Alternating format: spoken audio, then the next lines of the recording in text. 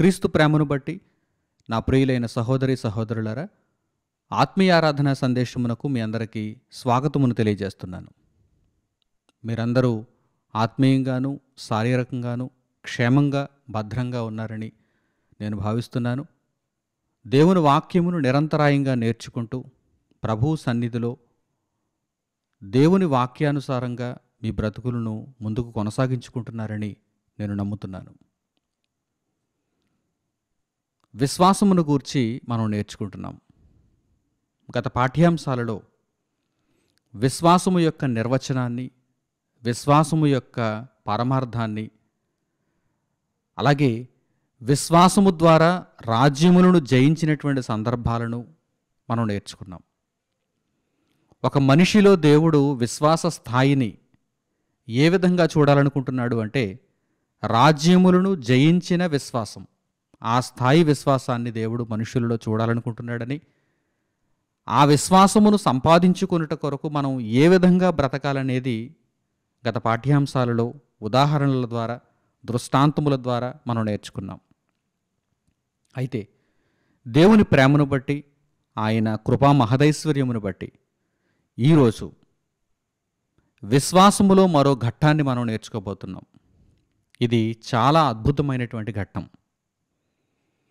ప్రతి ఒక్క విశ్వాసి కూడా తన విశ్వాస జీవితములో ఇదిగో ఈరోజు చెప్పబడుతున్నటువంటి ఈ పాఠ్యాంశమునకు సంబంధించినటువంటి విశ్వాసము తాలూకా గొప్పదైనటువంటి లక్షణాన్ని కలిగి ఉన్నారో లేదో పరీక్షించుకోవాలి. తప్పనిసరిగా పరీక్షించుకోవాలి. ఎందుకంటే ఈరోజు మీరు వినబోతున్నటువంటి విశ్వాసము అనే పాఠంలో కీలకమైనటువంటి ఘట్టం చాలా అవసరమైనది.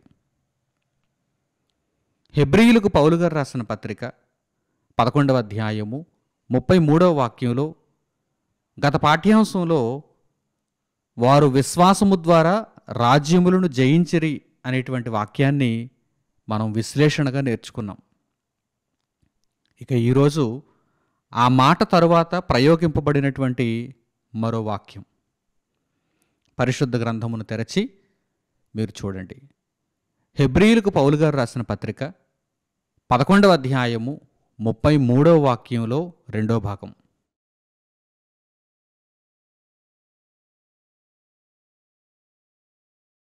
నీతి కార్యములను జరిగించిరి.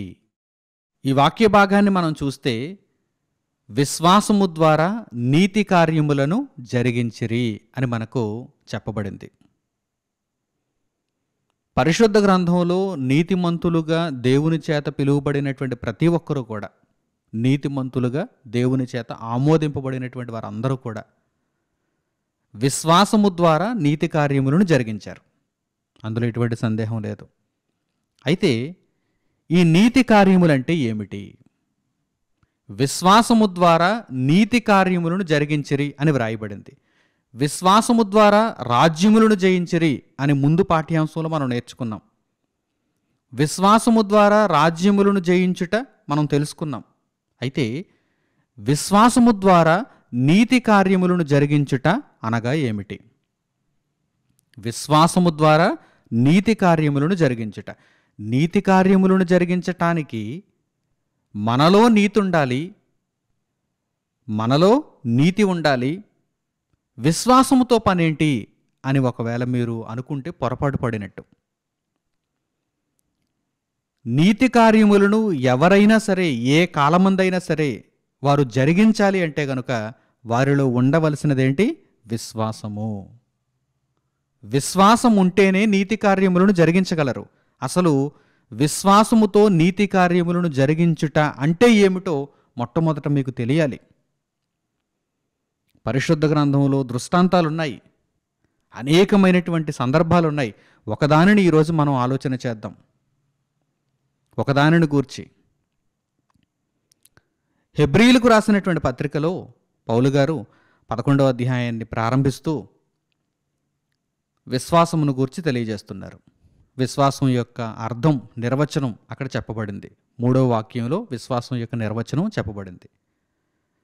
4వ వాక్యం నుండి హెబ్రీయులకు పౌలు గారు రాసిన పత్రిక 11వ అధ్యాయం 4వ వాక్యం నుండి విశ్వాసులుగా బ్రతికినటువంటి వారందరిని గూర్చి ఒక్కొక్కరుగా పౌలు గారు ప్రస్తావిస్తున్నారు. మచ్చు తొనకల లాంటి ఉదాహరణలను తీసుకుంటున్నారు. ప్రారంభం నుంచి మనం చూడగలిగితే ప్రారంభంలో విశ్వాసిగా నీతిమంతునిగా ఎవరు కనిపిస్తున్నారు? హేబెలు కనిపిస్తున్నాడు. హేబెలుతో ప్రారంభిస్తున్నారు పౌలు గారు. హేబెలుతో ప్రారంభిస్తున్నారు. ఇప్పుడు విశ్వాసము ద్వారా నీతి కార్యములను జరిగించరనేటువంటి వాక్యమును మనం చక్కగా లోతులకు వెళ్ళి అర్థం చేసుకోవటానికి నీతిమంతుడైన హేబెలు ఉదాహరణ మనం తీసుకోవాలి. బాగా అర్థమవుతుంది. చక్కగా నేర్చుకోవటానికి దేవుడు వ్రాయించినటువంటి సంగతులు మనకు ఎంతగానో దోహదపడతాయి. నీతి కార్యములను విశ్వాసము ద్వారా జరిగించుట అంటే ఏమిటో హేబెలు చూపించాడు. హేబెలు జీవితంలో వ్రాయబడినటువంటి సంఘటనలు, ఆ ఘట్టాలు చాలా తక్కువ కదండి. హేబెలు విశ్వాసము ద్వారా నీతి కార్యములను జరిగించాడా అని మీరు అడిగితే అవును, అవును. ఈరోజు ఈ పాఠ్యాంశంలో మీరు వాటన్నిటినీ నేర్చుకోబోతున్నారు. కనుక ఆద్యంతం చక్కగా ఈ పాఠ్యాంశమును మీరు గ్రహించటానికి ముందుగానే సిద్ధపడి మీ ఆలోచనలు ఎటూ పోనివ్వకుండా చివరి వరకు దేవుని మాటలను చక్కగా నేర్చుకుంటూ విశ్వాసము ద్వారా నీతి కార్యములను జరిగించుట అంటే ఏమిటో పరిపూర్ణంగా మీరు గ్రహించాలని నేను కోరుకుంటున్నాను. ప్రియులారా, నీతిమంతుడైన హేబెలును ఇప్పుడు మనం ఒక ఉదాహరణగా తీసుకుందాం. నీతిమంతుడైన హేబెలు నీతి కార్యములను జరిగించాడు. నీతి కార్యములను ఎలా జరిగించాడంటే విశ్వాసము ద్వారా జరిగించాడు. విశ్వాసము ద్వారా నీతి కార్యములను జరిగించరనేటువంటి మాట మనకు అర్థం కావాలంటే నీతిమంతుడైన హేబెలు దగ్గరకు మనం వెళదాం. హెబ్రీయులకు పౌలు గారు రాసిన పత్రిక 11వ అధ్యాయం 4వ వాక్యం నుండి మనం చూడగలిగితే అదే అధ్యాయంలో నీతిమంతుడైన హేబెలును గూర్చి కొన్ని వివరాలు పొందుపరచబడ్డాయి. ప్రియులారా, ఆ మాటలను ముందుగా మీరు చూడండి. ఇక్కడ వ్రాయబడినటువంటి సంగతులను చక్కగా మీరు ఆలోచన చేయండి. హెబ్రీయులకు పౌలు గారు రాసిన పత్రిక 11వ అధ్యాయము 4వ వాక్యాన్ని చూడండి.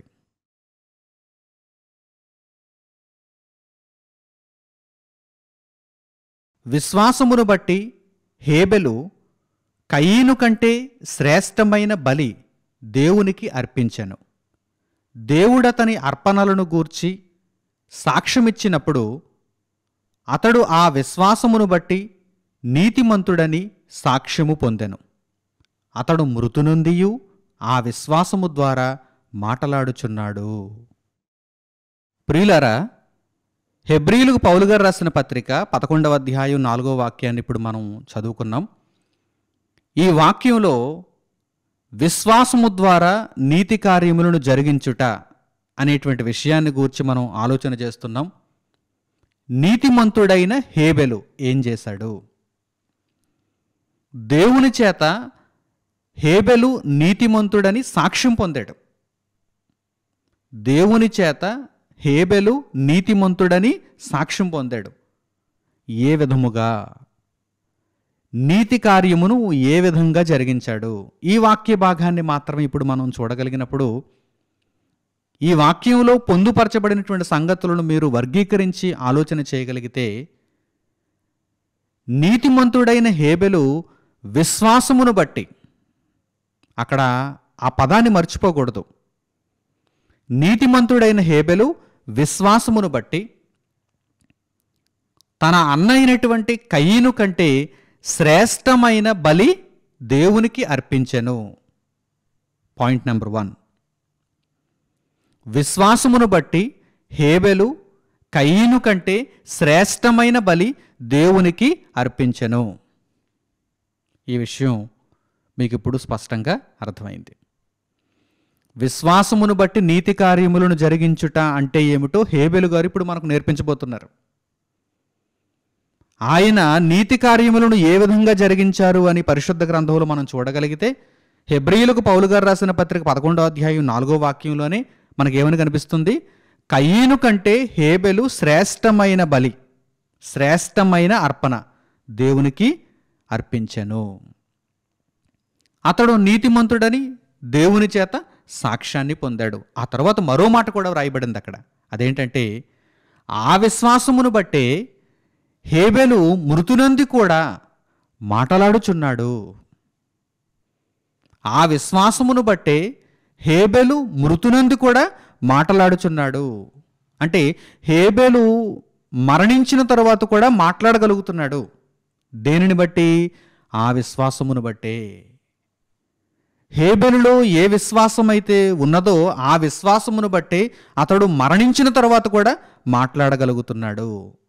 అదే విశ్వాసమును బట్టి అతడు బ్రతికి ఉన్నప్పుడు, అంటే భూమి మీద శరీరమందు బ్రతికి ఉన్నప్పుడు, కయీను కంటే శ్రేష్టమైన అర్పణ దేవునికి అర్పించాడు. ఈ విషయాలు ఇక్కడ ఈ వాక్య భాగంలో మనకు కనిపిస్తున్నాయి. ఇప్పుడు చరిత్రలో ఈ సందర్భం జరిగినటువంటి ఆ వాక్య భాగాల దగ్గరకు మనం వెళ్ళాలి. వ్రాయబడ్డాయి, ఆదికాండములో పొందుపరచబడ్డాయి కదా. ఆ చరిత్ర వృత్తాంతము దగ్గరకు మనం వెళ్ళాలి. ఆ దృష్టాంతాలను చక్కగా మనం అర్థం చేసుకోవాలి. అసలు నీతిమంతుడైన హేబెలు విశ్వాసమును బట్టి దేవునికి ఒక అంగీకరింపదగినటువంటి అర్పణ ఏ విధముగా ఇచ్చాడు, కయీను కంటే శ్రేష్టమైనటువంటి అర్పణ ఏ విధంగా ఇచ్చాడు. కయీను యొక్క అర్పణ దేవుని చేత అంగీకరింపబడలేదా? ఎందుకు అంగీకరింపబడలేదు? ఇక్కడ విశ్వాసము యొక్క ప్రాధాన్యత ఏమిటి? ఇక్కడ నీతి కార్యం ఏమిటి? ఇక్కడ విశ్వాసము యొక్క ప్రాముఖ్యత ఏమిటి? ఈ విషయాలన్నీ కూడా ఇప్పుడు మనకు అర్థం కావాలంటే మనం చరిత్రలో వ్రాయబడినటువంటి ఆ సందర్భం దగ్గరకు వెళదాం. ఆదికాండము మొట్టమొదటి పుస్తకం, పరిశుద్ధ గ్రంథంలో మొట్టమొదటి పుస్తకం ఆదికాండము 4వ అధ్యాయము 1వ వాక్యం నుండి చూడండి. అసలు కయీను హేబెలు వారు పుట్టుక, వారు ఏ విధంగా బ్రతుకును కొనసాగిస్తున్నారు, ఏ సందర్భంలో వారు దేవునికి ఎలాంటి అర్పణలు ఇచ్చారు, ఎవరిలో విశ్వాసం ఉంది, ఎవరిలో విశ్వాసం లేదు, ఎవరు విశ్వాసము ద్వారా నీతి కార్యములను జరిగించారు, ఎవరు విశ్వాస భ్రష్టులై నీతి కార్యములు జరిగించలేకపోయారు, ఈ విషయాలన్నిటినీ కూడా ఇప్పుడు మనం పరిశుద్ధ గ్రంథంలో ఆదికాండము దగ్గరకు వెళ్ళి నేర్చుకుందాం. ఆదికాండము 4వ అధ్యాయము 1వ వచనం నుండి పరిశుద్ధ గ్రంథంలో మీరు చూడండి.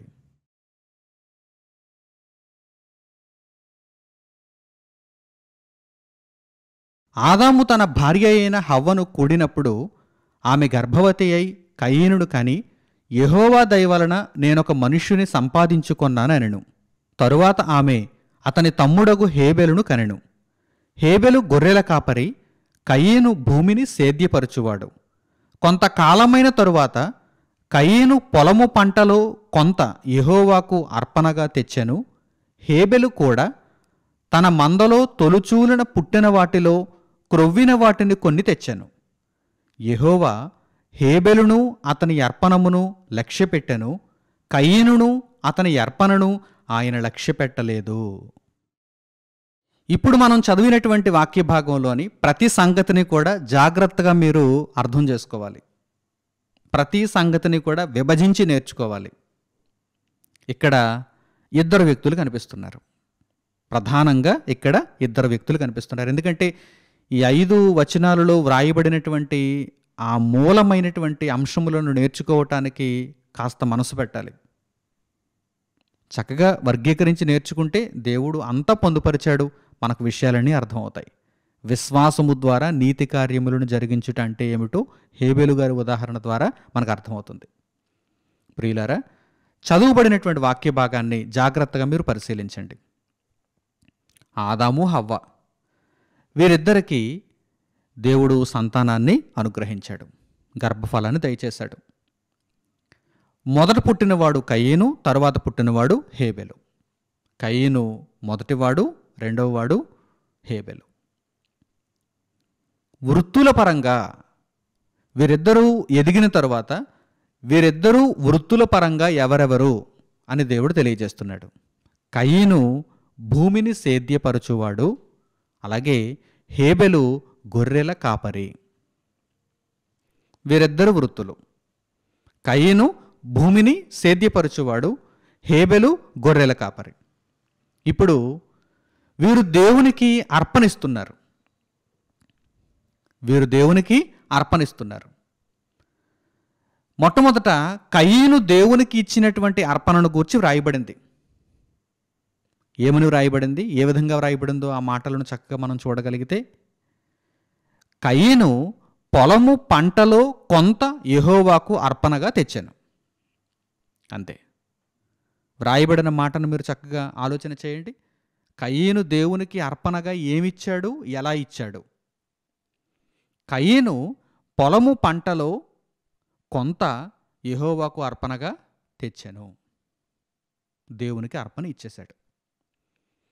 ఇక హేబెలు యొక్క అర్పణను గూర్చి కూడా మనం ఆలోచన చేస్తే, హేబెలు యొక్క అర్పణను గూర్చి ఏ విధంగా వ్రాయబడిందో చూడండి. హేబెలు గొర్రెల కాపరి. హేబెలు గొర్రెల కాపరి గనుక హేబెలు ఏం చేశాడు? తన మందలో తొలుచూలున పుట్టిన వాటిలో క్రొవ్విన వాటిని కొన్ని దేవునికి అర్పణగా తెచ్చాడు, ఇచ్చాడు. బాగా అర్థం చేసుకోవాలి. ఎన్నోసార్లు మీరు చదివే ఉండాలి, కానీ వర్గీకరణతో మీరు చదివినప్పుడు విషయాలు చక్కగా మీకు అర్థమవుతాయి. ఆదాము హవ్వలకు 2 పిల్లలు. ఈ 2 పిల్లలు వృత్తుల పరంగా ఒకరు భూమిని సేద్యపరిచేవారు, మరొకరు గొర్రెల కాపరి.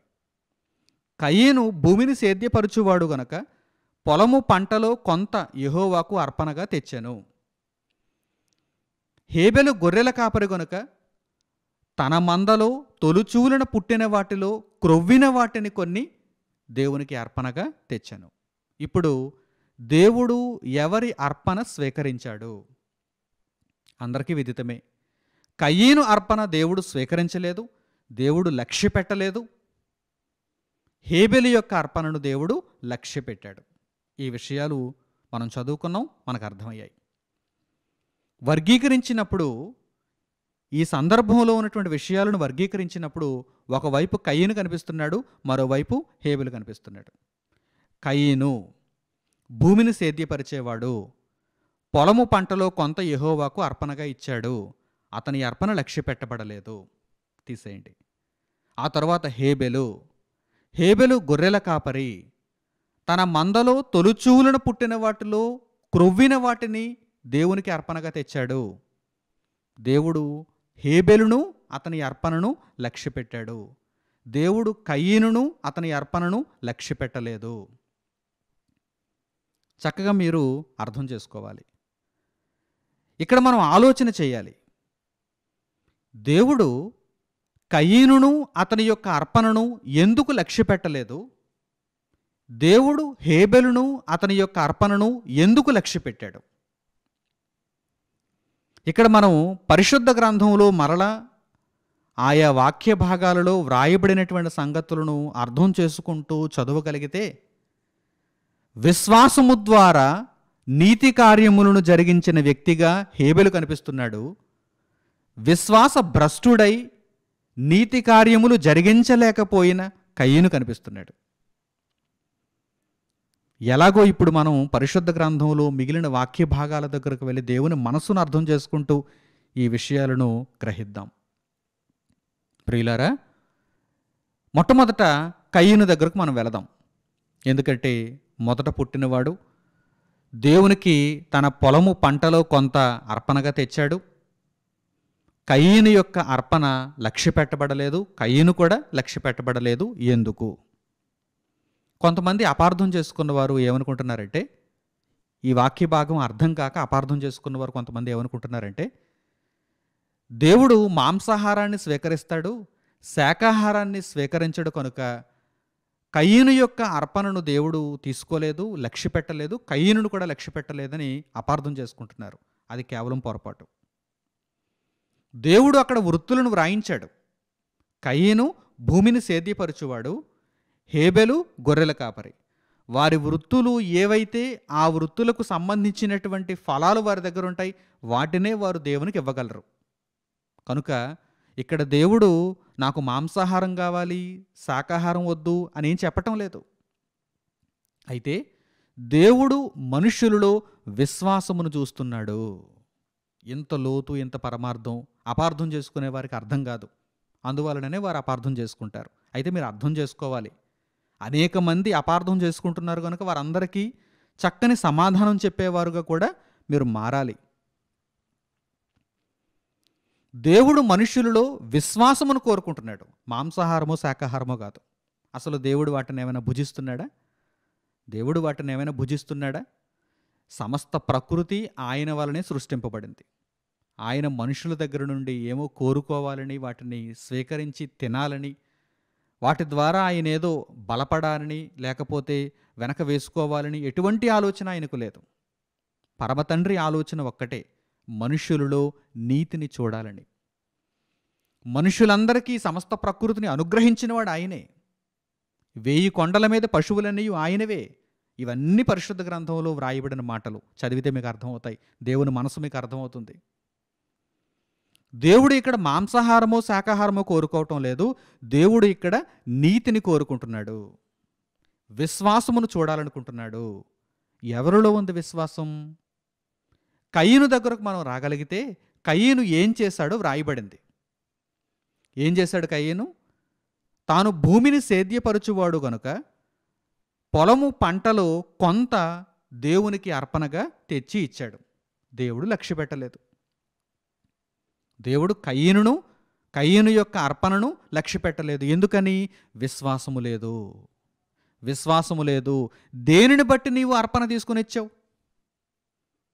దేనిని బట్టి నీవు ఈరోజు నీ పొలము పంటలో కొంత దేవునికి అర్పణగా తీసుకుని వచ్చావు? దేనిని బట్టి? ఏదో ఇవ్వాలని ఒక మొక్కుబడిగా వచ్చి ఇచ్చేసావా? విశ్వాసం అనేది లేదా? ఒక కారణం లేదా? నీవిచ్చిన అర్పణకు ఒక కారణం లేదా? విశ్వాసం అనేటువంటి లక్షణం నీలో లేదా? నీతిమంతుడుగా నీవు ఇవ్వలేదా? అయితే కయీనును అతని యొక్క అర్పణను దేవుడు లక్ష్య పెట్టను అన్నాడు. కయీను పొలము పంటలో కొంత దేవునికి అర్పణగా తెచ్చి ఇచ్చినప్పుడు కయీనుకు విశ్వాసం లేకపోవడం ఏంటి? కయీను నీతిమంతుడుగా ఉండకపోవడం ఏంటి? దీనిని మనం ఆరా తీయగలిగితే, దేవునికి అర్పణ ఇచ్చేటప్పుడు ఎటువంటి మనస్సుతో ఇవ్వాలి? నీవు భూమిని సేద్యపరచువాడవు గనక నీవు పొలము పంటలో ఉన్నదానిని ఇవ్వగలవు. కానీ దేవునికి నీవు అర్పణ ఇచ్చేటప్పుడు ఎటువంటి మనస్సుతో ఇవ్వాలి? ఎటువంటి మనస్సుతో ఇవ్వాలి? చూద్దాం. పరిశుద్ధ గ్రంథంలో వ్రాయబడినటువంటి ఒక వాక్య భాగం దగ్గరకు మనం వెళితే, నీవు భూమిని సేద్యపరచువాడవైనప్పుడు, లేకపోతే ఇంకా ఏదైనా వృత్తిలో ఉన్నప్పుడు, అసలు నీ దగ్గర ఏమున్నా కానీ దేవునికి నీవు ఏదైనా అర్పణ తీసుకుని వచ్చేటప్పుడు ఎలాంటి మనస్సుతో ఇవ్వాలి, ఎలా ఇవ్వాలి అనే దానిని దేవుడు వ్రాయించాడు. పరిశుద్ధ గ్రంథంలో వ్రాయించాడు. రోమీయులకు పౌలు గారు రాసిన పత్రిక 11వ అధ్యాయము 33వ వాక్యం నుండి చూడండి. రోమీయులకు పౌలు గారు రాసిన పత్రిక 11వ అధ్యాయము 33వ వచనం నుండి.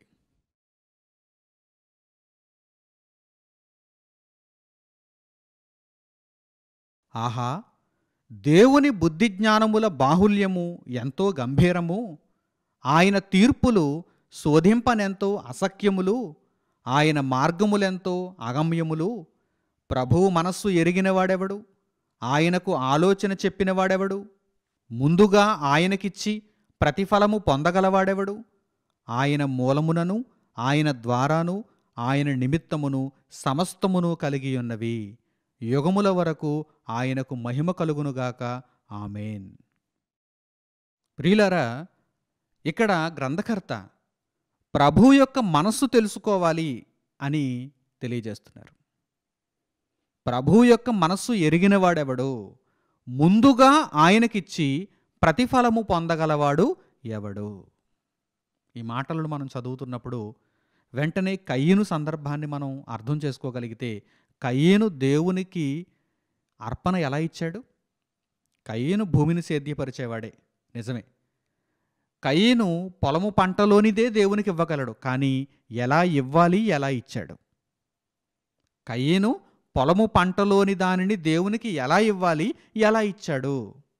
ఎలా ఇవ్వాలి? రోమీయులకు పౌలు గారు రాసిన పత్రిక 11వ అధ్యాయం 33వ వాక్యం నుండి మనం చదవగలిగితే ఎలా ఇవ్వాలో మనకు తెలియచేయబడింది. దేవునికి అర్పణ ఎలా ఇవ్వాలి? ప్రభు మనస్సు తెలుసుకున్న వారమై ముందుగా ఆయనకిచ్చే మనస్సుతో మనం ఇవ్వాలి. ముందుగా ఆయనకిచ్చే మనస్సుతో మనం ఇవ్వాలి. కయీను ఎలాంటి మనసుతో ఇచ్చాడు? కయీను యొక్క అర్పణ చూడగానే ఆ అర్పణలో ఏముంది? దేవునికి ముందుగా ఇచ్చే మనస్సు ఆ అర్పణలో లేదు. కయీను పొలము పంటలో కొంత, పొలము పంటలో కొంత యెహోవాకు అర్పణగా ఇచ్చెను, అంతే. అంతే తప్ప దేవుడు ఇచ్చినటువంటి ఈ సమస్తములో దేవునికి ముందుగా నేనిచ్చి ఆయన దగ్గర మరలా ప్రతిఫలము పొందాలనేటువంటి భావనతో, అంత మంచి మనసుతో, అంత గొప్ప విశ్వాసముతో కయీను ఇవ్వగలిగాడా? ఇవ్వలేదు. కయీను ఇవ్వలేదు. మరి కయీను ఇచ్చినటువంటి అర్పణలో ఉన్నదేమిటి? కొంత, మిగిలిపోయినది, పనికిరానిది. అంటే కయీను ఇచ్చిన అర్పణలో దేవుడు ఈ విషయాలన్నిటినీ చూస్తున్నాడు. కయీను నాకు అర్పణ ఇచ్చాడు, కానీ ఆ అర్పణలో ఏమున్నాయి? పొలము పంటలో కొంత తెచ్చిచ్చాడు, పొలము పంటలో కొంత తెచ్చిచ్చాడు, అంతే తప్ప ముందుగా నాకు ఇచ్చాడా? పొలము పంటలో శ్రేష్టమైన దానిని నాకు ఇచ్చాడా? ప్రథమ ఫలమును నాకు ఇచ్చాడా? లేదు, కొంత నాకు ఇచ్చాడు. అయినా దేవుడు అవకాశం ఇచ్చాడు, అయినా దేవుడు అవకాశం ఇచ్చాడు. నీ ముఖం చిన్నబుచ్చుకుంటావెందుకు? సత్క్రియ చెయ్యి, సరిచేసుకో, నీ తప్పులను సరిదిద్దుకో అంటున్నాడు దేవుడు. కానీ సరిదిద్దుకోలేదు కయీను. తప్పు మీద తప్పు చేశాడు, నరహత్య చేశాడు, తన తమ్ముడైనటువంటి హేబెలు యొక్క మరణమునకు కారణమైపోయాడు, ఈ భూమి మీద శపింపబడిన వాడైపోయాడు. అవిశ్వాసి చివరకు భ్రష్టుడుగానే మారిపోతాడు. విశ్వాసం లేదు, కయీనులో విశ్వాసము లేదు. విశ్వాసం ఉంటే ఏం చేసి ఉండు? నీతి కార్యమును చేసి ఉండు. హేబెలు వలె నీతి కార్యమును చేసి ఉండు. కానీ కయీనులో విశ్వాసము లేదు. కయీనులో విశ్వాసము లేకపోవుటను బట్టి కయీను భూమిని సేద్యపరుచుచున్నాడు గనుక పొలము పంటలో కొంత యెహోవాకు అర్పణగా ఇచ్చాడు. అందువలన దేవుడు కయీనును అతని యొక్క అర్పణను లక్ష్య పెట్టలేదు. ఇంకా మీకు బాగా అర్థం కావాలంటే, ఈ వ్రాయబడినటువంటి మాటలలో ఉన్న సారాంశమును గ్రహించిన తరువాత కూడా ఇంకా మీకు సందేహం ఉంటే, మీకు ఇంకా బాగా అర్థం కావాలంటే, భూమిని సేద్యపరిచేవారు దేవునికి అర్పణ ఏ విధముగా ఇవ్వాలో ఇశ్రాయేలీయుల దగ్గర కూడా చెప్పబడింది, వారికి కూడా నేర్పింపబడింది. ఒక్కసారి ఆ సందర్భం దగ్గరకు మనం వెళితే ఇంకా ఏమైనా సందేహాలుంటే ఆ సందేహాలన్నీ మీకు తీరిపోతాయి. కయీను యొక్క అర్పణను దేవుడు ఎందుకు లక్ష్య పెట్టలేదు, ఈ సందేహం తీరిపోతుంది. నిర్గమకాండము 23వ అధ్యాయము 19వ వచనాన్ని చూడండి. నిర్గమకాండము 23వ అధ్యాయము 19వ వచనం.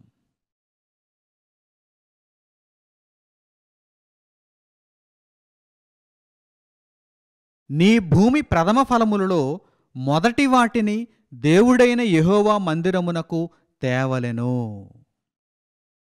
భూమిని సేద్యపరిచేవాడవైనప్పుడు నీవు దేవునికి అర్పణ ఏ విధంగా ఇవ్వాలి?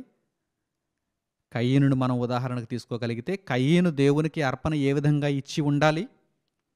కయీను యొక్క అర్పణ దేవుని చేత లక్ష్య పెట్టబడేదిగా ఉండాలంటే కయీను తన అర్పణను దేవునికి ఏ విధంగా ఇచ్చి ఉండాలి? నీ భూమి ప్రథమ ఫలములలో మొదటి దానిని దేవుడైన యెహోవా యొద్దకు తీసుకుని రావాలి అని దేవుడు తెలియజేస్తున్నాడు. ప్రథమ ఫలములు ముందుగా ఆయనకిచ్చి ప్రతిఫలము పొందగలవాడు ఎవడు? ముందుగా ఆయనకిచ్చి ప్రతిఫలాన్ని పొందగలిగినటువంటి మనస్సు నీలో ఉందా? దేవుని మనస్సు తెలుసుకున్నవాడు గాని ఉన్నావా? కయీను అక్కడ ఆ మనసుతో లేడు. అందుకే కయీను ఇచ్చినటువంటి అర్పణ ఏ విధంగా ఇచ్చాడో అక్కడ వ్రాయబడింది కదా, ఆదికాండము 4వ అధ్యాయంలో వ్రాయబడింది కదా. కయీను పొలము పంటలో కొంత యెహోవాకు అర్పణగా తెచ్చాను. కానీ ఎలా తేవాలి? నీ భూమి ప్రథమ ఫలములలో మొదటి వాటినన్నిటినీ దేవుని యొద్దకు తేవాలి. నీ భూమి ప్రథమ ఫలములలో మొదటి వాటినన్నిటినీ దేవుని యొద్దకు తేవాలి. ఇలా దేవుని యొద్దకు మొదటి వాటిని తెచ్చుటలో దేవుడు విశ్వాసమును చూస్తున్నాడు. అంతే తప్ప దేవుడు ఇక్కడేదో మొదటి ఫలములను తెస్తే మరల తిందామని సంతోషిద్దామని కాదు. ఆయన మాంసాహారాన్ని కోరుకోవటం లేదు, శాకాహారాన్ని ద్వేషించటం లేదు. ఏది ఇచ్చినా కానీ మొదటి వాటిని తీసుకుని రండి, ప్రథమ ఫలములను తీసుకుని రండి అని దేవుడు చెప్పడంలో ఆయన ఉద్దేశం ఏంటో తెలుసా? మనుషులలో దేవుడు విశ్వాసమును చూస్తున్నాడు. ఇప్పుడు మీరు ఆలోచన చేయాలి. ప్రథమ ఫలములను దేవునికి ఇస్తే మనలో విశ్వాసం ఉన్నట్టా? ప్రథమ ఫలములను, మొదటి వాటిని దేవునికిస్తే మనలో విశ్వాసం ఉన్నట్టా? ఆ విశ్వాసము ద్వారా ఈ నీతి కార్యమును జరిగించినట్టుగా దేవుడు కోరుకుంటున్నాడు, దేవుడు చూపుతున్నాడు. అసలు దీనిని ఎలా అర్థం చేసుకోవాలి? మొదటి వాటిని దేవునికిస్తే మనలో విశ్వాసం ఉన్నట్టుగా దేవుడు ఎలా చెప్పగలుగుతున్నాడు? ప్రియులైన నా సహోదరి సహోదరులారా, హేబెలు యొక్క అర్పణ దగ్గరకు మనం వెళదాం. ఎందుకంటే హేబెలు యొక్క అర్పణ లక్ష్య పెట్టబడింది కదా. హేబెలు నీతి కార్యమును జరిగించాడు. దేవుడు లక్ష్య పెట్టే ఒక చక్కని అర్పణ దేవునికి ఇచ్చాడు. అదే గొప్ప నీతి కార్యం. ఈ నీతి కార్యమును హేబెలు విశ్వాసము ద్వారా జరిగించాడు. ఎలా జరిగించాడు? హేబెలులో ఉన్న విశ్వాసము ఏమిటి? హేబెలు అర్పణ ఎలా ఇచ్చాడో మరలా ఆదికాండము 4వ అధ్యాయంలో ఒక్కసారి మనం చూద్దాం. ఆదికాండము 4వ అధ్యాయము 4వ వాక్యాన్ని మరలా ఒక్కసారి చూడండి. ఆదికాండము 4వ అధ్యాయము 4వ వాక్యం.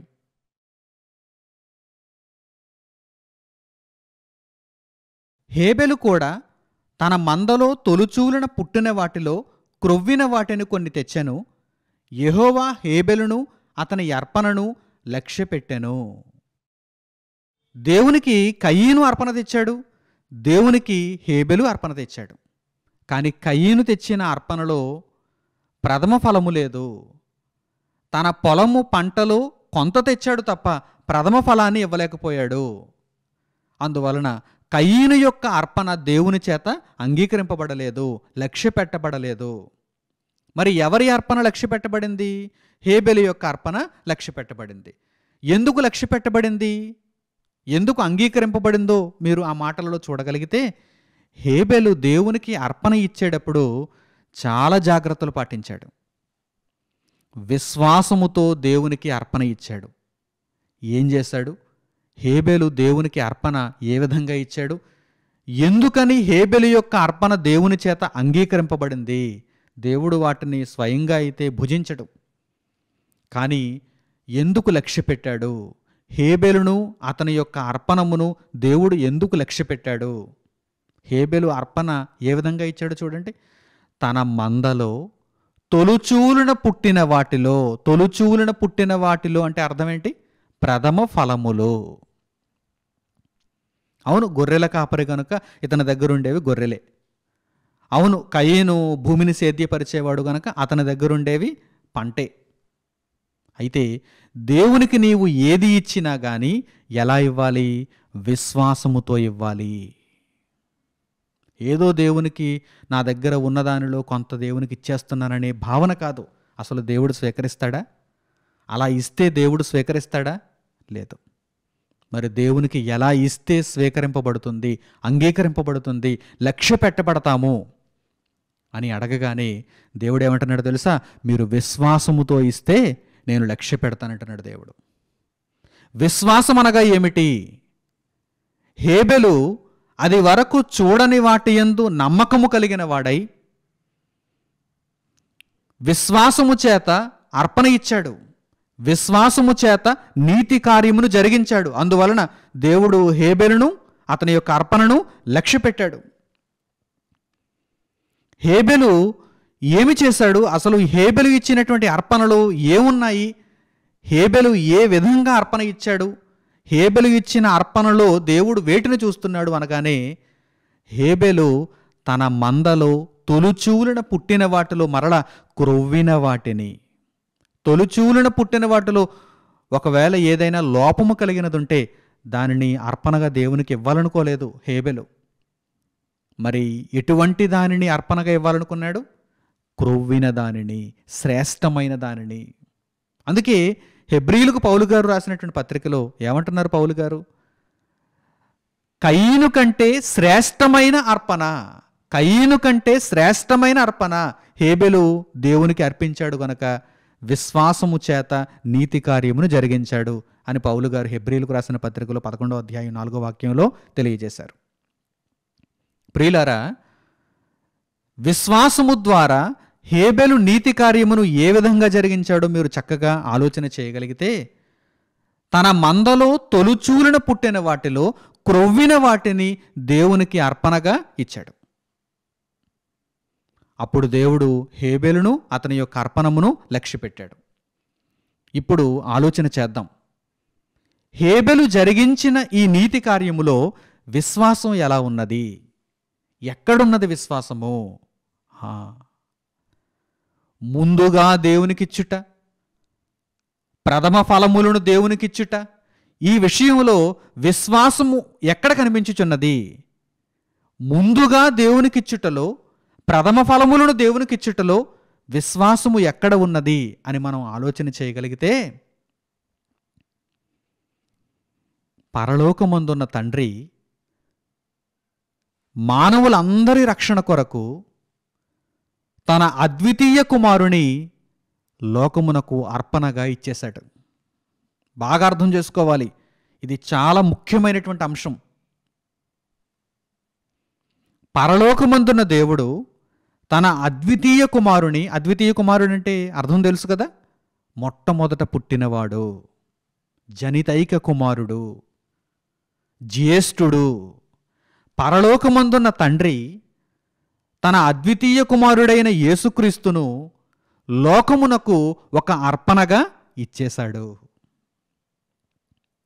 ఈ విషయాన్ని మనం ఆలోచన చేసినప్పుడు, దేవుడు సర్వజనుల కొరకు ఒక అర్పణ ఇచ్చాడు. దేవుడు సర్వజనుల కొరకు ఒక అర్పణ ఇచ్చాడు.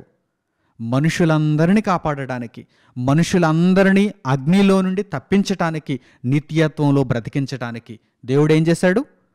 తన అద్వితీయ కుమారుని లోకమునకు అర్పణగా ఇచ్చేశాడు. దేవుడు ఎలాంటి అర్పణ ఇచ్చాడు? దేవుడు ఎలాంటి అర్పణ ఇచ్చాడు? ప్రథమ ఫలమునిచ్చాడు, శ్రేష్టమైన దానిని ఇచ్చాడు. ఎవరైనా ఆ ఫలము ఏమిటి? యేసుక్రీస్తు ప్రభు. యేసుక్రీస్తు ప్రభు. దేవుడు మన కొరకు అనుగ్రహించినటువంటి ఈ అర్పణ మనలందరినీ రక్షించుచున్నది. అవునా కదా? అవును. మన పాపముల నుండి మనకు విముక్తి, మనము పాపక్షమాపణ అడిగినప్పుడు దేవుడు మనకు అనుగ్రహించినటువంటి ఒక గొప్ప వరము ఆయన అద్వితీయ కుమారుడైన యేసుక్రీస్తు ప్రభువు. సర్వ మానవాళిని దేవుడు తన కుమారుడైన యేసుక్రీస్తు ప్రభువును అర్పించుట చేత రక్షిస్తాడని ఎవరైతే తెలుసుకొని వారి బ్రతుకులలో నీతి కార్యములు జరిగించారో వారే విశ్వాసము ద్వారా నీతి కార్యములను జరిగించిన వారు. అర్థమైందా లేదా? అర్థం కాకపోతే మరలా చెబుతాను, కానీ అర్థం కాకుండా మాత్రం వెళ్ళిపోవద్దు. అర్థం చేసుకోవడానికి ప్రయత్నం చేయండి. మరలా చెబుతాను.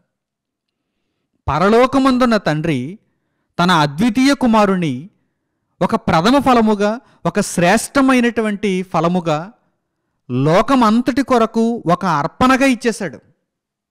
ఈ విషయమును ఎవరైతే గ్రహించి వారి జీవితములలో దేవుని కొరకు నీతి కార్యములను అట్టి మాదిరిగా జరిగించారో వారే విశ్వాసము ద్వారా నీతి కార్యములను జరిగించిన వారుగా పేర్కొనబడుతున్నారు. మనము కూడా అటువంటి రీతిన విశ్వాసము ద్వారా నీతి కార్యములను జరిగించాలి. దేవుడు ఎందుకు ఇమ్మన్నాడు? ప్రథమ ఫలమునివ్వండి, శ్రేష్టమైనటువంటి ఫలమునివ్వండి. మీరు అర్పణగా నా దగ్గరకు ఏదైనా తెచ్చేటప్పుడు లోపము కలిగినది ఇవ్వద్దు, మనసులో నీరసించిపోయి ఇవ్వద్దు, ఉత్సాహముగా ఇవ్వండి. ఎందుకంటే మీ అందరి కొరకు నేను నాకు పుట్టినటువంటి జనితైక కుమారుణ్ణి బలి చేశాను. ఎందుకు ఇమ్మంటున్నాను? మిమ్మల్ని అందరినీ శ్రేష్టమైనటువంటి ఫలమును ఎందుకు ఇమ్మంటున్నాను? ఎందుకో తెలుసా? మొట్టమొదట నేను నా కుమారుడైన యేసుక్రీస్తును లోకము కొరకు ఒక చక్కని ప్రథమ ఫలముగా, ఒక చక్కని శ్రేష్టమైనటువంటి ఫలముగా అర్పణగా ఇచ్చేశాను. దానిని బట్టి మీ అందరికీ రక్షణ కలిగింది. మీరు రక్షణను పొందటానికి మీ దగ్గరే ఉంది ఆలస్యం. నా వరకు అయితే మీ అందరికీ రక్షణను నేను ప్రకటించానంటున్నాడు దేవుడు. మనుషులందరినీ రక్షించటానికి దేవుడు విలువైనదే అర్పించాలి తప్ప విలువ లేనిది అర్పిస్తే అసలు మనుషులకు రక్షణ కలుగుతుందా? దేవుని దగ్గర అత్యంత విలువైనదిగా ఉన్నది ఎవరు చెప్పండి? ప్రభు అయిన యేసుక్రీస్తే కదా. దేవుని దగ్గర సమస్తమును చూడగా ఆయన దగ్గర గొప్పదైనటువంటి శ్రేష్టమైనటువంటి ఫలముగా ఉన్నది ఎవరు? యేసుక్రీస్తు ప్రభు, అద్వితీయ కుమారుడు. ఆయనను లోకమంతటి కొరకు దేవుడు అర్పణముగా ఇచ్చేశాడు. ఈ విషయాన్ని ఎవరైతే హృదయంలో ఉంచుకున్న వారై విశ్వాసము ద్వారా నీతి కార్యమును జరిగిస్తారో వారే నీతిమంతులవుతారు. ఇప్పుడు హేబెలును మీరు ఉదాహరణగా తీసుకోండి. హేబెలు యొక్క దృష్టాంతాన్ని ఇప్పుడు మీరు ఆలోచన చేయండి. హేబెలు ఏం చేస్తున్నాడు? దేవుడు తన కుమారుణ్ణి ఒక శ్రేష్టమైన ఫలముగా, ఒక ప్రథమ ఫలముగా మనందరి కొరకు అర్పించుచున్నాడు కదా. ఆ విషయాన్ని విశ్వాసము ద్వారా గ్రహించినటువంటి హేబెలు ఏం చేస్తున్నాడు? నేను దేవునికి అర్పణ ఇవ్వాలి అంటే నా మందలో తొలుచూలిన పుట్టిన వాటిలో క్రొవ్విన వాటిని తీసుకుని వచ్చి నేను దేవునికి అర్పణగా ఇవ్వాలి. ఎందుకంటే దేవుడు తన కుమారుడైనటువంటి యేసుక్రీస్తు ప్రభువును నా కొరకు, మనందరి కొరకు అర్పణగా ఇస్తున్నాడు. విశ్వాసము, అది వరకు చూడని సంగతులను విశ్వాసము ద్వారా గ్రహించిన వాడై హేబెలు మొట్టమొదట నీతిమంతుడండి. తన మందలో ఏదో ఒక గొర్రెపిల్లను తీసుకుని వచ్చి ఇవ్వటానికి హేబెలు అలా ఆలోచించలేదు. ఎందుకంటే హేబెలు విశ్వాసంతో ఉన్నాడు. సర్వ మానవాళి కొరకు దేవుడు తన ప్రథమ ఫలమును అర్పణగా ఇస్తున్నప్పుడు నేను నా దగ్గర ఉన్నటువంటి మందలో ప్రథమ ఫలమును దేవునికి ఇవ్వద్దా? ఇదంతా దేవుడిచ్చినదే, ఈ సమస్తం దేవుడిచ్చినదే. ఈ మంద అనేది ఒకటి కనిపిస్తున్నదంటే అది దేవుడిచ్చినటువంటి ఈవులు కావా? ఆయన ఆశీర్వాదం కాదా? నేనేం సంపాదించగలను? నేనేం పుట్టించగలను గొర్రెపిల్లలను? అలాగే కయీనుని గురించి కూడా మీరు ఆలోచన చేయండి. భూమిని సేద్యపరిస్తే భూమి ఆ ఫలాన్ని ఎలా ఇవ్వగలుగుతుంది? దేవుని ఆశీర్వాదాన్ని బట్టి కదా. సమస్తం దేవునిది కదా. మరలాంటప్పుడు భూమి యొక్క ప్రథమ ఫలములలో మొదటి వాటిని తెచ్చి ఇవ్వవలసినటువంటి కయీను విశ్వాస భ్రష్టుడైపోయి ఏం చేశాడు? తనకు వచ్చినటువంటి భూఫలములో ప్రథమ ఫలము తనదిగా ఉంచుకున్నాడు, కొంత దేవునికి తెచ్చిచ్చాడు. అందువలన దేవుడు కయీనును అతని యొక్క అర్పణమును లక్ష్య పెట్టలేదు. కానీ హేబెలు విశ్వాసముతో ఉన్నాడు. తన మందలో తొలుచూలన పుట్టిన వాటిలో క్రొవ్విన వాటిని, శ్రేష్టమైన వాటిని దేవునికి అర్పణగా తెచ్చి ఇచ్చి విశ్వాసమును క్రియలలో చూపించాడు. తండ్రి, నీవు నీ అద్వితీయ కుమారుణ్ణి లోకమునకు అర్పిస్తావు, నేను నమ్ముతున్నాను. కానీ ఆ నమ్మికను ఇదిగో క్రియలలో చూపిస్తున్నాను అంటున్నాడు హేబెలు. ఆ నమ్మికను, ఆ విశ్వాసమును క్రియలలో చూపించాడు. అందుకే హేబెలు విశ్వాసము ద్వారా నీతి కార్యమును జరిగించాడు. ఇప్పుడు వ్రాయబడినటువంటి అద్భుతమైనటువంటి దేవుని మాటలను మీకు పరిచయం చేస్తాను. ఏ మాటల యందు విశ్వాసముంచి హేబెలు ఇంత గొప్ప నీతి కార్యమును జరిగించగలిగాడో ఆ మాటలను ఇప్పుడు మీకు పరిచయం చేస్తాను. పరిశుద్ధ గ్రంథంలో నుండి మీరు చూడండి. ముందుగా గలతీయులకు పౌలు గారు రాసిన పత్రిక 1వ అధ్యాయము 4వ వాక్యాన్ని చూడండి. గలతీయులకు పౌలు గారు రాసిన పత్రిక 1వ అధ్యాయము 4వ వచనం.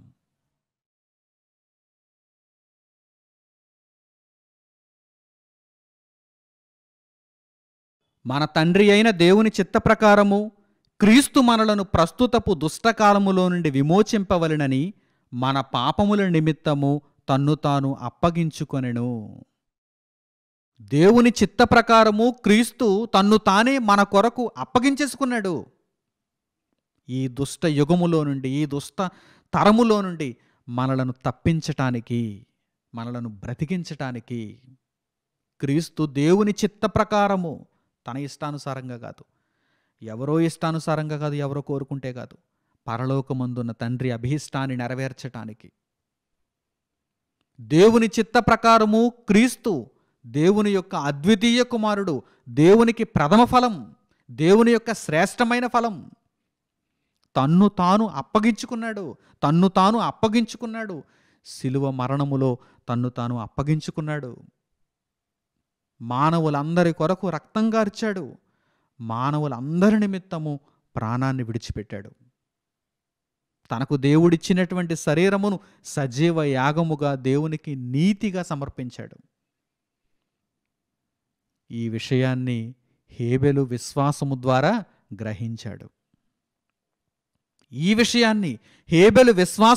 గ్రహించాడు. అందుకే హేబెలు దేవునికి అర్పణ ఎలా ఇవ్వాలనుకుంటున్నాడు? దేవుడు మనకు ఎలాగైతే అర్పణ ఇచ్చాడో, అంటే యేసుక్రీస్తు ప్రభువును మన కొరకు దేవుడు అర్పణగా ఎలాగైతే ఇచ్చాడో నేను కూడా అలాగే ఇవ్వాలి. శ్రేష్టమైనటువంటి గొర్రె పిల్లలను దేవునికి నేను అర్పణగా ఇవ్వాలి. మందలో తొలిచూలిన పుట్టిన వాటిలో క్రొవ్విన వాటిని దేవునికి నేను ఇవ్వాలనేటువంటి మనసు హేబెలులో ఎలా వచ్చింది అనగానే, ఇదిగో విశ్వాసము ద్వారా వచ్చింది. ఈ విశ్వాసము దేనికి సంబంధించినది అనగానే, దేవుడు తన అద్వితీయ కుమారుని మన కొరకు అర్పణగా ఇచ్చేశాడు కదా, దానిని బట్టి ఆ విశ్వాసమును కలిగిన వాడై నీతి కార్యమును జరిగించిన వాడుగా హేబెలు కనిపిస్తున్నాడు. ఈరోజు మనలో ఆ విశ్వాసం ఉన్నదా? చదువుకుంటూ వెళ్ళిపోతున్నాం. హెబ్రీ పత్రికలో 11వ అధ్యాయంలో 33వ వాక్యంలో చదువుకుంటూ వెళ్ళిపోతాం. వారు విశ్వాసము ద్వారా రాజ్యములను జయించిరి, నీతి కార్యములను జరిగించిరి. అసలు ఆగి ఆలోచించారా? ఆలోచిస్తే ఇంత జ్ఞానం పెళ్ళుబకటం లేదా? ఇంత జ్ఞానం పైకి వచ్చినప్పుడు, మనకు అర్థమవుతున్నప్పుడు, మన మనస్సులు ఈ జ్ఞానముతో నిండిపోతున్నప్పుడు మన బ్రతుకులు మారాలి కదా. మన ఆలోచన విధానం ఇక మీదట మారిపోవాలి. మనము కూడా విశ్వాసము ద్వారా నీతి కార్యములు జరిగించేవారముగా ఉండాలి. అందుకే దేవుడు ఇంత పాఠాన్ని ఇంత శ్రద్ధతో మనకు నేర్పిస్తున్నాడు. ఆలోచించండి, అర్థం చేసుకోవడానికి ప్రయత్నం చేయండి. మీకు ఎప్పుడైతే ఈ పాఠం అర్థమవుతుందో అప్పుడే మీరు నీతిమంతులుగా మారే అవకాశం పొందగలుగుతారు. విశ్వాసము ద్వారా నీతి కార్యములను జరిగించి ఆ మహదవకాశంలోనికి మీరు అడుగు పెట్టగలుగుతారు. ప్రియులారా, వ్రాయబడిన మరో చక్కని మాటను చూడండి. ఎఫెసీయులకు పౌలు గారు రాసిన పత్రిక 5వ అధ్యాయము 2వ వాక్యం. యేసుక్రీస్తు ప్రభువును ప్రథమ ఫలముగా దేవుడు మన కొరకు అర్పించిన విధానాన్ని ఆ మాటలలో కూడా మీరు చూడండి. ఏ మాటలలో వ్రాయబడిన వాక్యములను వారు ముందుగా గ్రహించిన వారై విశ్వాసము ద్వారా నీతి కార్యములను జరిగించారు మీకు అర్థమవుతుంది. అపొస్తలుడైన పౌలు గారు ఎఫెసీయులకు రాసిన పత్రిక 5వ అధ్యాయము 2వ వాక్యం.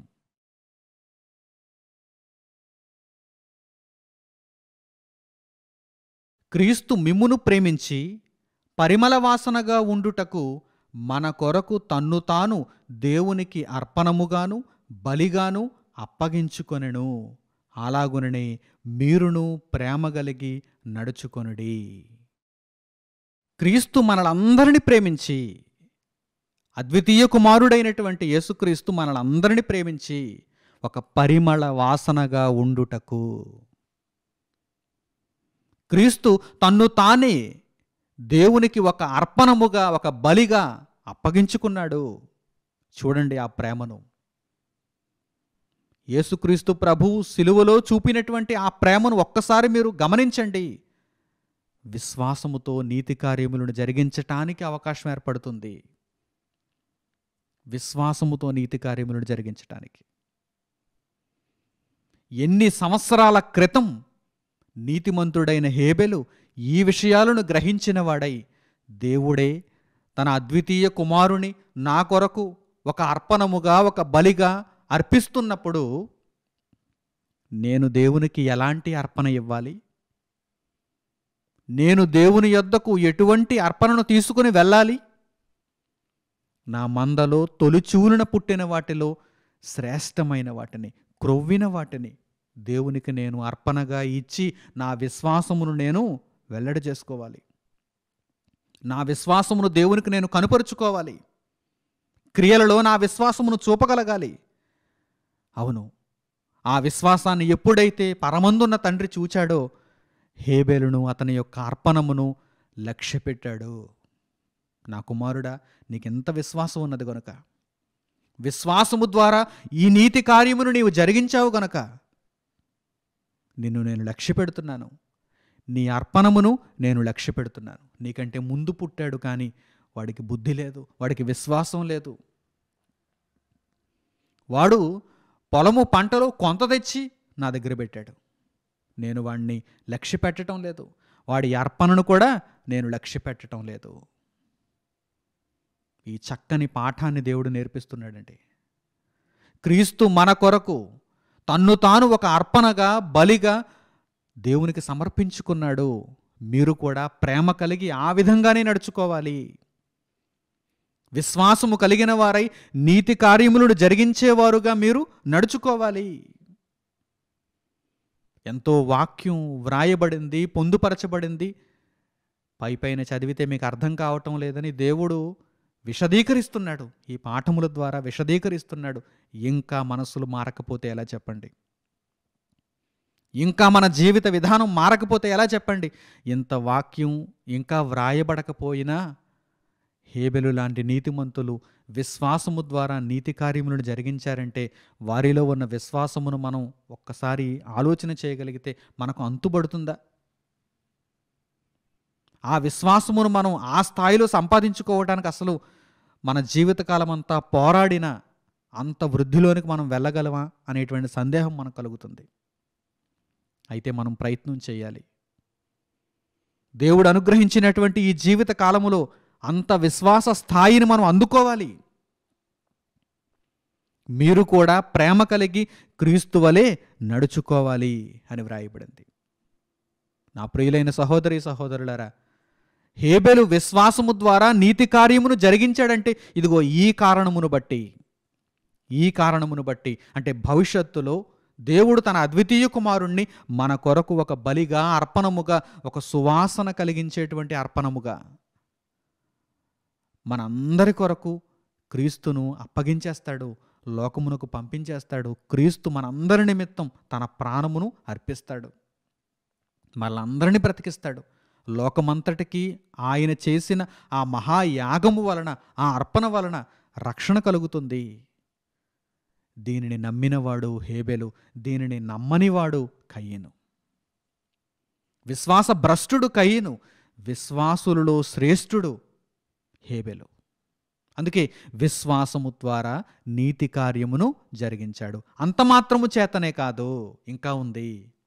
పౌలు గారు అంటున్నారు, అంత మాత్రము చేతనే కాదు, ఇంకా ఉంది. ఏముంది ఇంకా?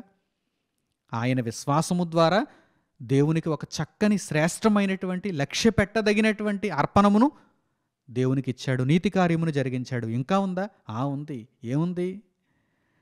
కయీను తన తమ్ముడైనటువంటి హేబెలును చంపేశాడు. విశ్వాస భ్రష్టుడు ఒక విశ్వాసిని ఏం చేసేశాడు? చంపేశాడు. నా అర్పణను దేవుడు వద్దంటాడా? నా తమ్ముడైన హేబెలు ఇచ్చినటువంటి అర్పణను దేవుడు స్వీకరిస్తాడా?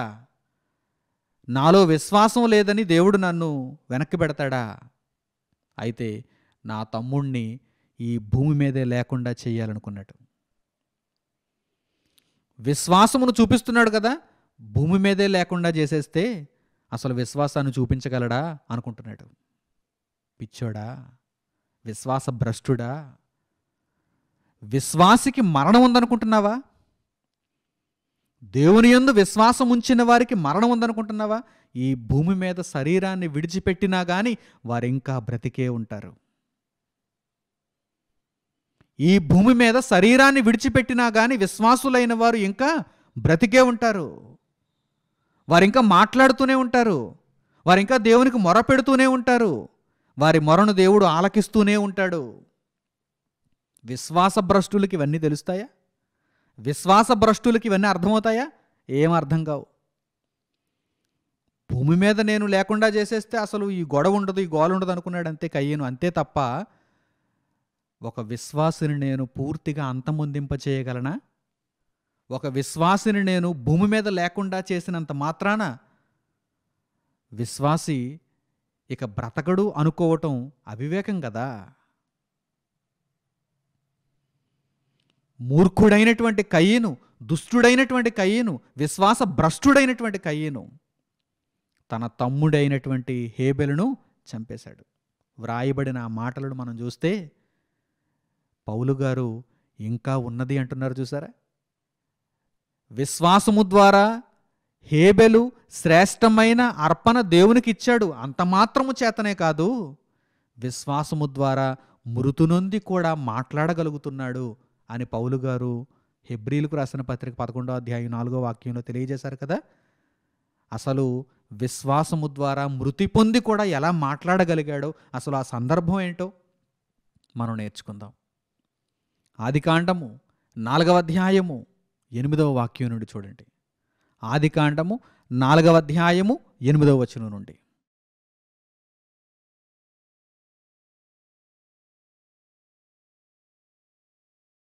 కయీను తన తమ్ముడైన హేబెలుతో మాట్లాడాను. వారు పొలములో ఉన్నప్పుడు కయీను తన తమ్ముడైన హేబెలు మీద పడి అతనిని చంపెను. యెహోవా, నీ తమ్ముడైన హేబెలు ఎక్కడనున్నాడని కయీనును అడుగగా అతడు, నేనెరుగను, నా తమ్మునికి నేను కావలివాడనా అనెను. అప్పుడాయన, నీవు చేసిన పని ఏమిటి? నీ తమ్ముని రక్తము యొక్క స్వరము నేలలో నుండి నాకు మొర్రపెట్టుచున్నది. విశ్వాసభ్రష్టుడైనటువంటి కయీను విశ్వాసులలో శ్రేష్ఠుడైనటువంటి హేబెలును చంపేశాడు. కయీను తన తమ్ముడైన హేబెలు మీద పడి అతని చంపెను. దేవుడు అడుగుతున్నాడు, కయీను, నీ తమ్ముడెక్కడా? ఏం చేసావు నువ్వు? ఈ మాటలు అడుగుతున్నప్పుడు కయీను ఇచ్చేటువంటి దౌర్భాగ్యకరమైనటువంటి సమాధానం చూడండి. ఎంత రెక్లెస్గా మాట్లాడుతున్నాడు చూడండి. నేను నా తమ్మునికి కావలివాడనా? నన్నేమైనా కాపలా పెట్టావా? నా తమ్ముడు ఎక్కడికి వెళ్ళాడో తెలుసుకోవటానికి, ఎక్కడున్నాడో క్షేమ సమాచారాలని నీకు చెప్పటానికి నీవేమైనా నన్ను నా తమ్ముడికి కావలివాడనుగా పెట్టావా అని అడుగుతున్నాడు. ఎంత దౌర్భాగ్యకరమైనటువంటి మాటలో చూడండి. అంటే విశ్వాసభ్రష్టులు అంతకంతకు చెడిపోతారు. వారి మాటల్లో అర్థమైపోతుంది, వారు అంతకంతకు చెడిపోతారు. గర్వం నెట్ట నిలువున వారిలో కనిపిస్తుంది. ఏమంటున్నాడు చూడండి, వాడు ఏమంటున్నాడు చూడండి. ఒక నరహంతకుడు వాడు ఏం మాట్లాడుతున్నాడు చూడండి. నా తమ్మునికి నేనేమైనా కావలివాడనా అంటున్నాడు. భయం ఉందా? దేవుడు ప్రశ్నిస్తున్నప్పుడు భయం ఉందా? అసలు ఎలా చెప్పాలి దేవునికి సమాధానం?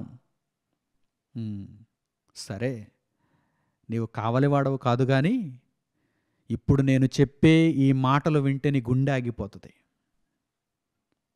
ఇప్పుడు నేను చెప్పే ఈ మాటలు వింటే నీవిక బ్రతకాలని నీకు అనిపించదు. మరణ భయంతో పరుగులు తీస్తావిక. ఏంటో తెలుసా మాటలు? ఏంటో తెలుసా అసలైన రహస్యం? ఏంటో తెలుసా?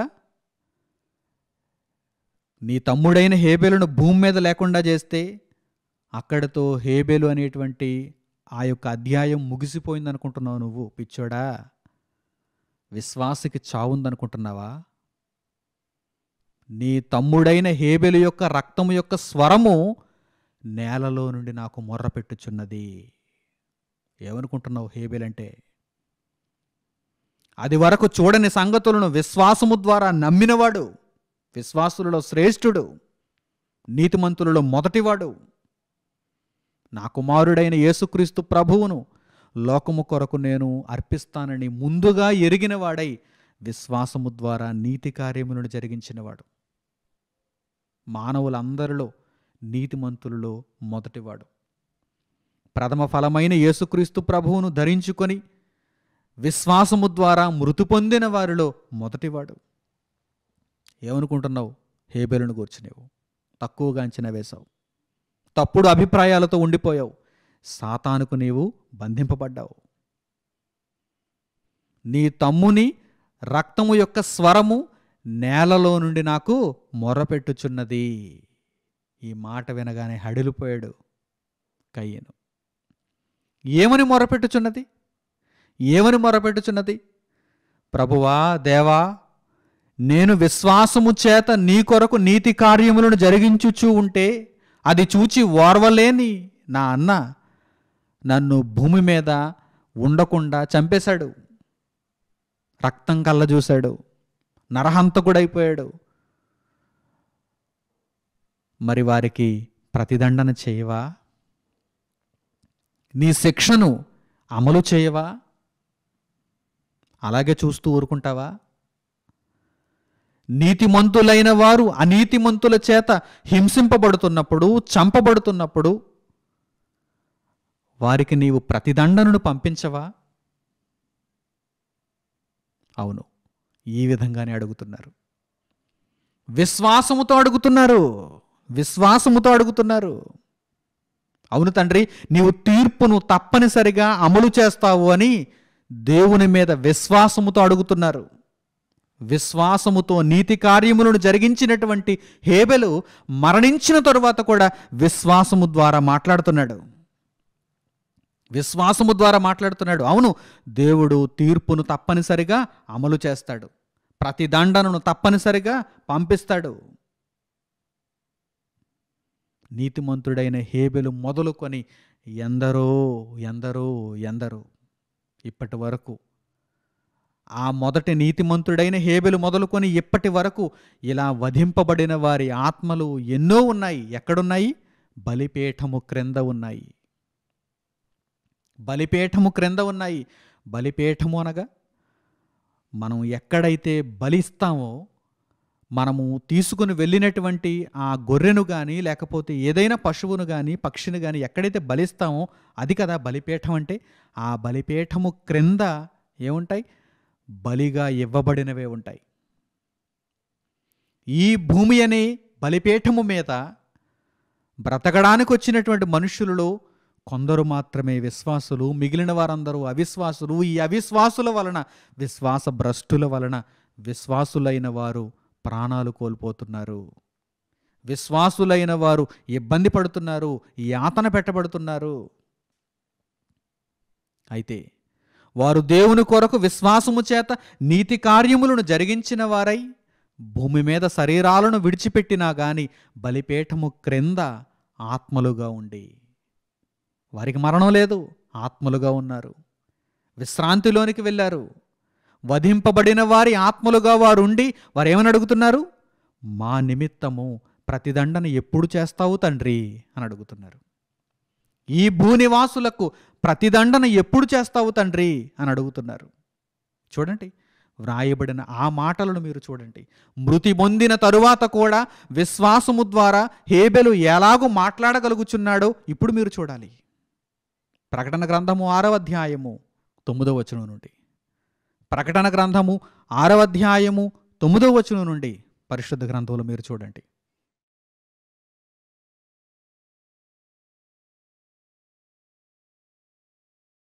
ఆయన 5వ ముద్రను విప్పినప్పుడు దేవుని వాక్యము నిమిత్తమును తాము ఇచ్చిన సాక్ష్యము నిమిత్తమును వధింపబడిన వారి ఆత్మలను బలిపీఠము క్రింద చూచితిని. వారు, నాథా, సత్యస్వరూపి, పరిశుద్ధుడా, ఎందాక తీర్పు తీర్చకయు మా రక్తము నిమిత్తము భూనివాసులకు ప్రతిదండన చేయకయు ఉందువని బిగ్గరగా కేకలు వేసిరి. తెల్లని వస్త్రము వారిలో ప్రతివానికి ఇయ్యబడెను.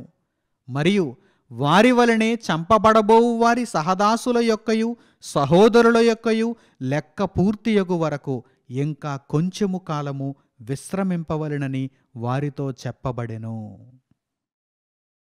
మృతి పొందిన తరువాత కూడా విశ్వాసము ద్వారా మాట్లాడుతున్నారు.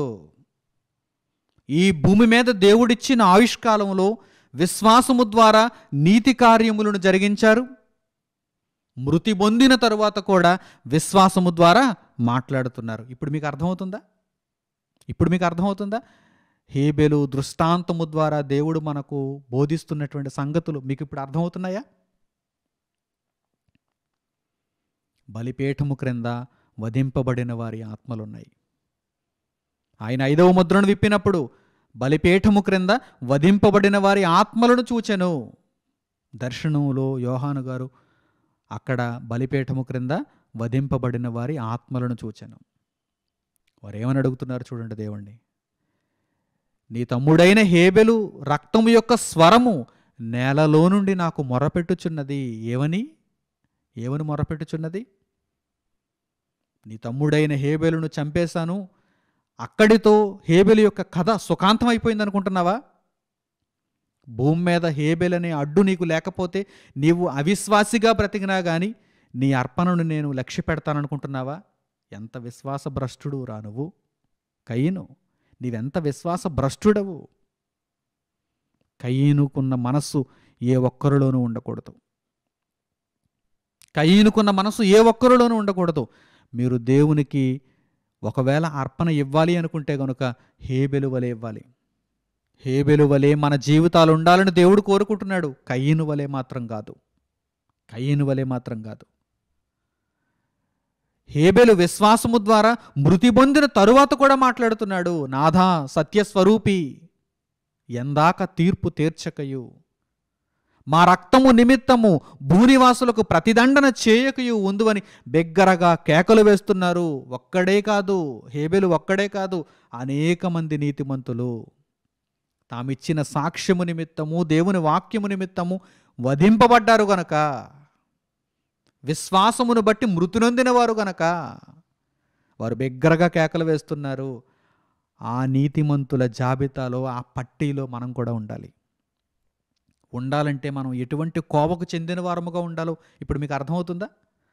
దేవుని వాక్యము నిమిత్తము, మనం ఇచ్చిన సాక్ష్యము నిమిత్తము వధింపబడిన వారిగా మనం ఉండాలి. వధించేవారుగా కాదు, వధింపబడిన వారముగా మనం ఉండాలి. మన చుట్టూ ఉన్న సహోదరుల కొరకు అర్పితమైపోయే వారముగా మనం ఉండాలి.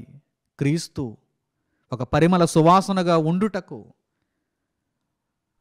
దేవుని నిమిత్తము మనందరి కొరకు తన్ను తానే బలిగా అర్పణముగా చేసుకొనలేదా? అట్టి మనస్సును మనము కూడా కలిగి ఉండాలని నేర్పింపబడలేదా? ఈ సర్వలోకము నిమిత్తము మనము కూడా ఈ విధముగా అర్పింపబడినప్పుడు మాత్రమే మనము విశ్వాసులుగా, మనము నీతిమంతులుగా దేవుని చేత అంగీకరింపబడతాము. దేవుడు మనలను గూర్చి నీవు నీతిమంతుడవు, నీతిమంతురాలవు, నీవు విశ్వాసివి అని సాక్ష్యం ఇవ్వాలంటే కనుక ఇదిగో ఈ విధమైనటువంటి బ్రతుకు మనలో ఉండాలరా. ఈ విధమైన బ్రతుకు మనలో ఉండాలి. అప్పుడు వారికి ఇవ్వబడిన సమాధానం చూడండి. ఇంకా ఉన్నారు, భూమి మీద ఇంకా ఉన్నారు. సహదాసులు లెక్క పూర్తవ్వాలి, సహోదరులు లెక్క పూర్తవ్వాలి. అంతవరకు కూడా మీరు కొంచెము కాలమే, ఇంకా కొంచెము కాలమే విశ్రమింపవలెను.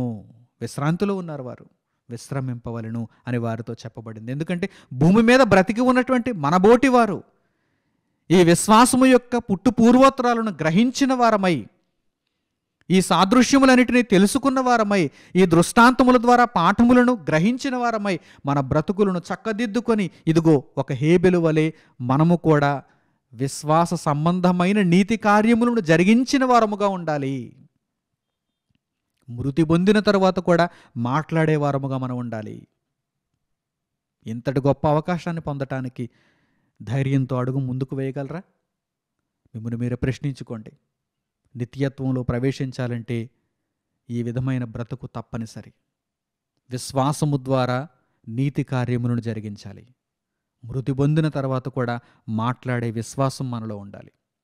చక్కని నిర్ణయం తీసుకుంటారని దేవుని ప్రేమను బట్టి మిమ్మల్ని అందరినీ కోరుకుంటూ ఈ సందేశమును ఇంతటితో నేను ముగిస్తున్నాను. తండ్రి అయిన దేవునికి ప్రార్థనలో ఏకీభవించండి.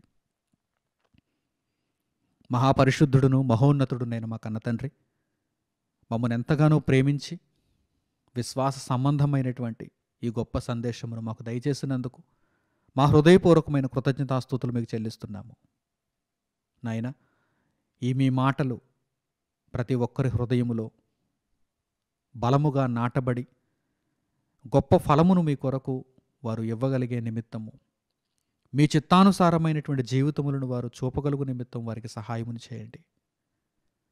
కేవలము విని సంతోషించి వెళ్ళిపోయేవారు కాకుండా విన్న మాటల ప్రకారం ప్రవర్తించి వారి విశ్వాస జీవితమును కడవరకు మీ ఎదుట వారు చూపగలుగులాగున సహాయమును దయచేయండి.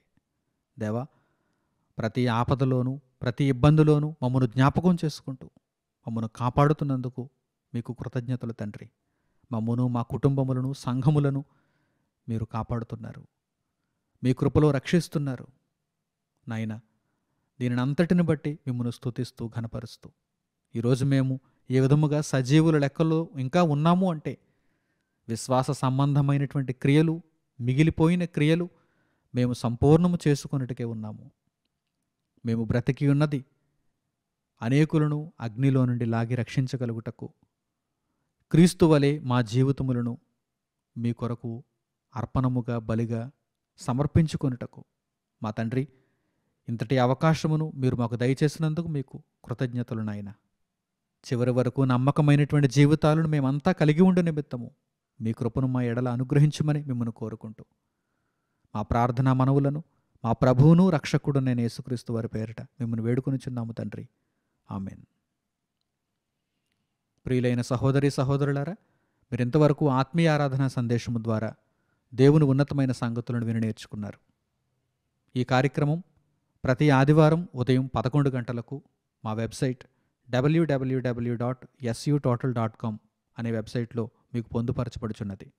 కేవలం ఆదివారం మాత్రమే కాదు, వారంలో ప్రతిరోజు సోమవారం నుండి శనివారం వరకు సాయంత్రం 7 గంటలకు మీకు ఈ వెబ్సైట్లో దేవుని వాక్యము ప్రచురింపబడుతున్నది.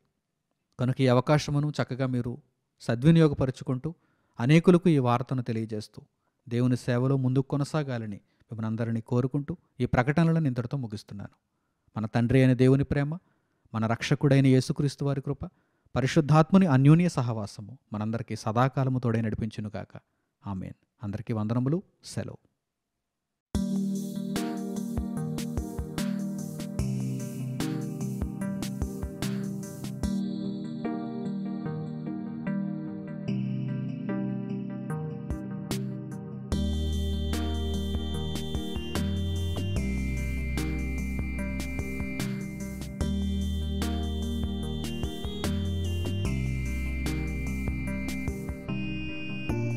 సహోదరులు మణికుమార్ గారు ప్రసంగించిన ఎన్నో ఆత్మ సంబంధమైన సంగతులను ఉచితముగా వీక్షించుటకు సన్ ఆఫ్ గాడ్ ఆన్లైన్ అనే మా యూట్యూబ్ ఛానల్స్ ను తప్పక దర్శించండి.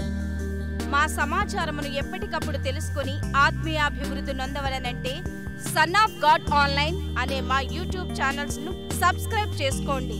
సత్వర నోటిఫికేషన్ల కొరకు సబ్స్క్రైబ్ బటన్ ప్రక్కనే ఉన్న బెల్ సింబల్ ను క్లిక్ చేయండి. ధన్యవాదములు.